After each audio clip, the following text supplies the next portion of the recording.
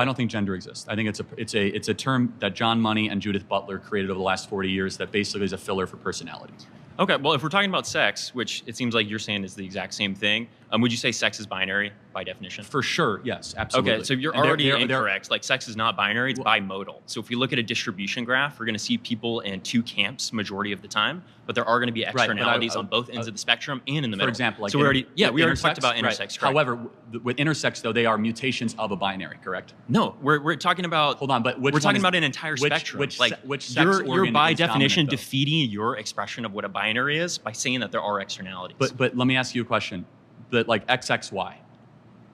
For example, you're trying to create this own box and then use any examples that are outside of that box to justify that box again. You brought up intersex. We're talking about reality. You brought up intersex. Okay. What sex organs? Which one is more dominant? What do you mean? In an XXY situation. Can you explain your point of view? Yeah, I mean, obviously you have more female characteristics and male characteristics in an XXY, or it might be YYX. One of the two. The point is that you do not have both.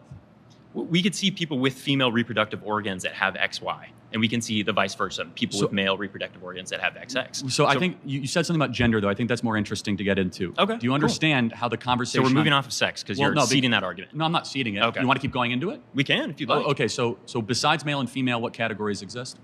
We have people that are intersex. We have people that are on the other ends of the bimodal distribution graph. Are you aware what bimodal means versus binary? Somewhat of an understanding. Yeah. Okay, well, so you can be presented with a graph after this by the people that you brought with you. But it's actually a bimodal distribution. Just like constantly going to condescending type talk is not going to be fruitful. I'm just trying to match your energy with the people that you treated that were trying to have a conversation. Got it. So trans women are not women.